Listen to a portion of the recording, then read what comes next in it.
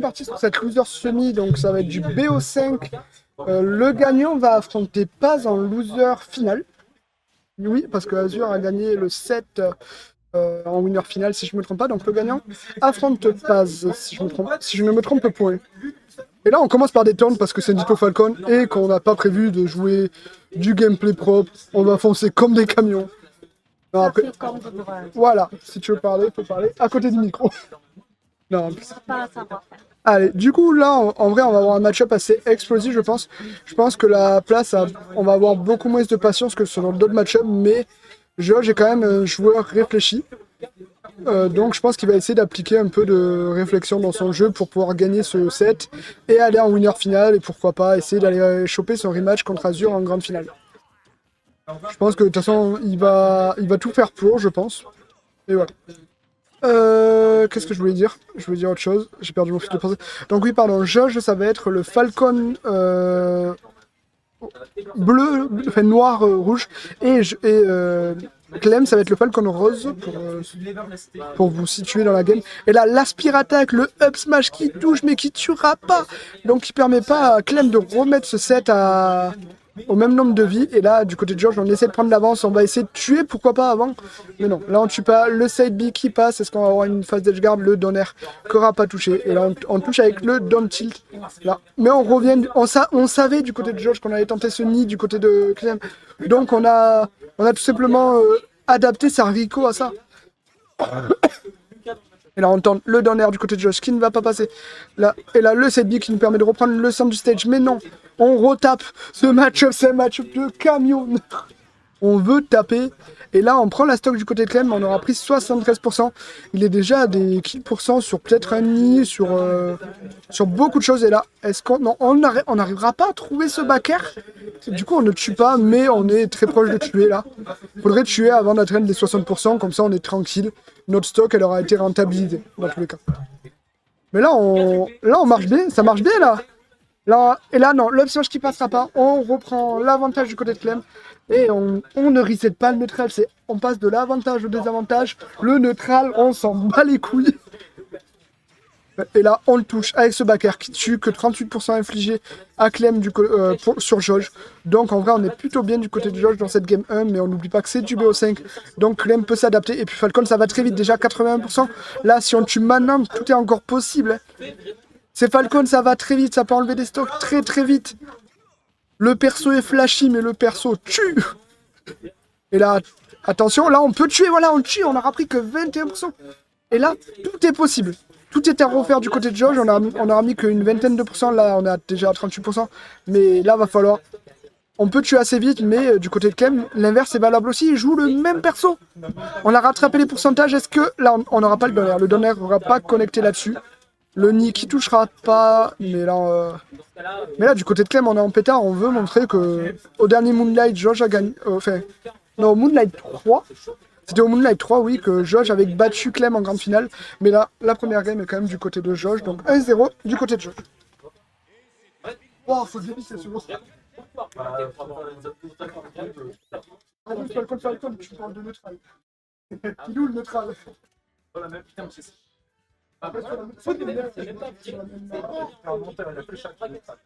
Comment ça, il n'y a que ça? Avantage. Avantage, désavantage. Captain Falcon. Parade de Marty. C'est comme le joueur des match-ups sans gagner.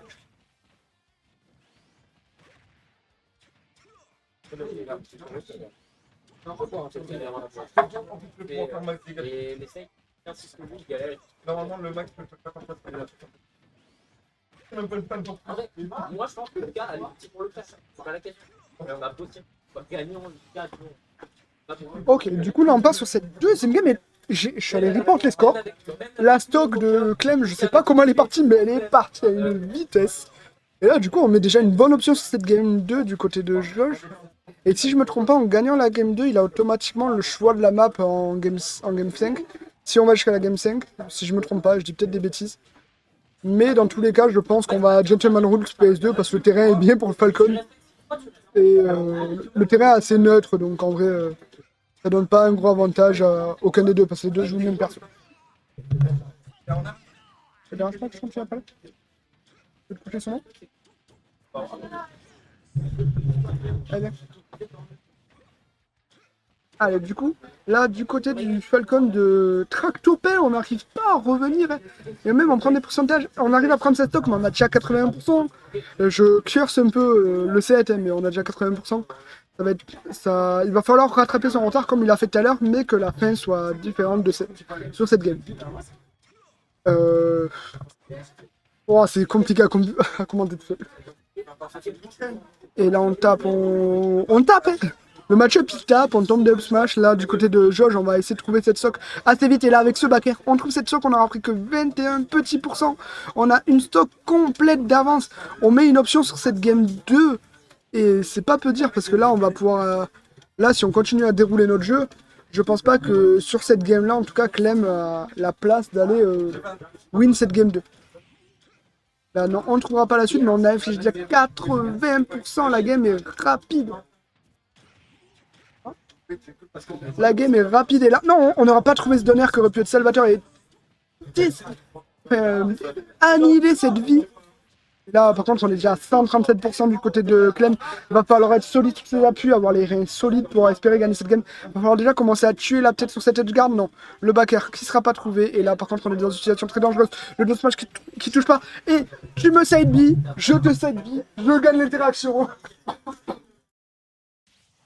Ça serait bien que le temps que je reporte, pas une game, pas une stock qui soit partie. Je viens de rien promettre. 2-0 pour moi. C'est combien pour nous? 2-0 pour moi.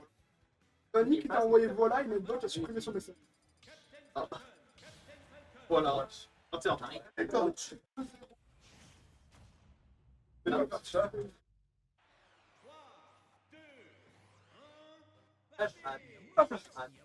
C'est bon, j'ai pas raté d'interaction. Donc on est parti sur cette game 3, toujours sur PS2, toujours le même personnage, toujours le même skin. On prend les mêmes, on recommence. Est-ce que la finalité de la game va être la même? C'est ce qu'on va bien voir tout de suite. Là, on trouve ce side B qui est un command, ce up B pardon, qui est un command grab et qui permet déjà de mettre ce Clem à 110%. Jauge est en pétard, il ne veut lui laisser aucun buzz. Aujourd'hui, il n'y a aucun buzz pour le joueur français. Jauge. Luna Jauge. Qui ne laissera aucun buzz à Arc Clem. Ils étaient dans la même structure avant que Jauge rejoigne la Luna. Mais là, par contre, le backer qui ne tuera pas parce que la DI est très bonne du côté de Clem. On ne mourira pas, mais par contre, on a 135%. Un coup de pied de Falcon et on explose. Mais par contre, on peut... Captain Falcon nous le prouve depuis le début de ce tournoi. On peut trouver des pourcentages très très vite. Et là, on se prend un hit, mais on en met un. Donc on tue. On a pris que 60% sur sa stock. Et on prend déjà une stock d'avance. Maintenant, va falloir mettre un peu, au moins 60%. Moi, c'est ce que je me dis en vrai. Une fois que vous prenez de l'avance, si vous arrivez au moins à mettre 60% avant de perdre votre première stock, votre stock aura été maxi rentable et vous prenez une bonne avance. Et là, par contre, du côté de Clem, on a un peu plus de dépendance, ça a l'air un peu plus serré. Mais il va falloir tuer parce que depuis tout à l'heure, il tue très tard. Et là, il suffit que je dise ça. Et le down tilt qui tuera et qui permettra à Clem de remettre 2 stocks à 2 stocks avec que 40%. Mais Jauge a décidé de commencer à le taper. Il veut ne pas lui laisser espérer aller en game 4 et pourquoi pas aller en game 5. Il veut finir sur une game 3, aller affronter Paz et pourquoi pas avoir son rematch contre Azure en grande finale. Ouh. Et là, le S-Match qui était chargé depuis 1 million d'années, qui n'aura pas touché. Mais par contre, les pourcentages sont assez even. Celui qui trouve cette stock va peut-être mettre une sérieuse option sur cette game 3.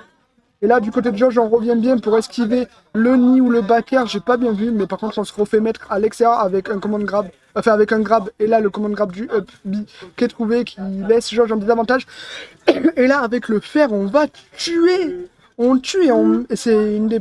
À part en fin de game 1, je crois que c'est la première fois du côté de Jauge, où on est en retard dans cette game, et du côté de Clem, où on est en avance dans cette game. Ouf. Et là, maintenant, du côté de Clem, il va falloir lui mettre le plus de pourcentage possible pour ne pas lui laisser espérer revenir sur des interactions de con avec Captain Falcon. Mais on sait que Captain Falcon trouve facilement ses interactions. Ce B était peut-être un peu présomptueux du côté de Jauge. qui touchera pas. Et du coup, on a déjà 94%. Va falloir essayer de tuer sur la prochaine interaction en sa faveur du côté de Josh pour espérer gagner cette game 3 et gagner ce set en 3 games pour pas trop se fatiguer. Mais ça me paraît très compliqué, honnêtement. Et là, on a bien tech. Mais du coup, on ne meurt pas. Et là, ça va être très compliqué. Plus les secondes passent, plus les pourcentages sont trouvés, plus c'est compliqué. On n'est pas tué avec ce side B du côté de Josh. Mais la situation est très compliquée. Le deuxième side B qui tuera la game 3 et du côté de Clem. Vous me fatiguez.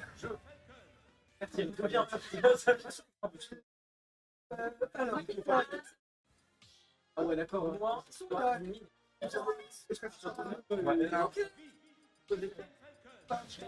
Le problème, c'est qu'au top, je peux bien faire des spécifiques. Tellement. 50-50 textes de top. Allez, on part sur cette game 4. Du côté de Clem, on va essayer d'aller chercher cette fameuse game 5 qui pourrait lui permettre de rejoindre du coup Paz en loser final et de pouvoir espérer d'avoir un match en grande finale. Mais Josh ne va pas se laisser faire. Le champion des Moonlight qui aura gagné, je crois, 3 éditions du Moonlight jusqu'à là. Non, 2, pardon. 2 et il a fait 2 sur 3 pour l'instant aux éditions où il était présent. Et là, le nick est trouvé canil, la stock de Clem. Il n'aura pris que 18%. Il est là pour montrer que la Game 3 c'était une erreur et qu'il ne reproduira pas ses erreurs. Là, on esquive le Donby, pardon. J'ai un peu de mal. Et là, le nick ne sera pas trouvé du côté de Clem. On n'arrivera pas à copier son homologue Captain Falcon pour lui montrer... que nous aussi on peut tuer. Non, Josh DI bien et ne se prend pas les coups. La dash attack qui ne passera pas. On reprend le centre. Malheureusement, le down B contre le side B, c'est le side B qui a gagné.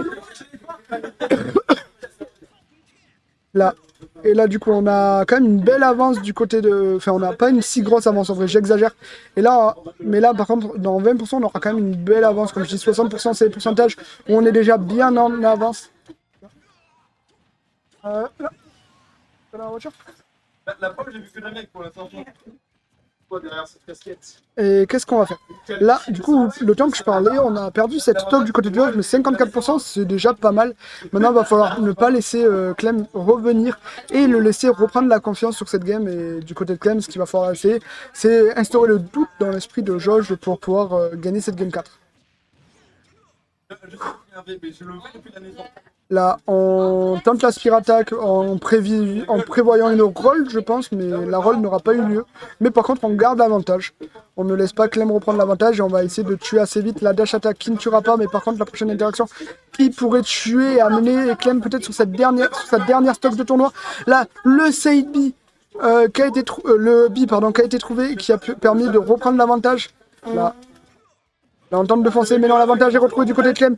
Est-ce qu'on va essayer de trouver autre chose? Non, on n'aura rien trouvé d'autre. Le neutral est un reset. Mais par contre, du côté de Clem, on reprend l'avantage assez vite. On ne veut pas laisser Josh trop s'installer dans son avantage. Parce qu'on voit que Josh a quand même un avantage qui est pas mal. Et là, on tue du côté de Josh. On amène peut-être Clem sur cette dernière stock de tournoi pour lui. Mais on a déjà 99%, donc la stock de Josh pourrait s'envoler très vite et permettre à Clem d'exister dans cette game 4 et d'aller jusqu'à cette game 5 et de prendre sa revanche sur le Moonlight 3.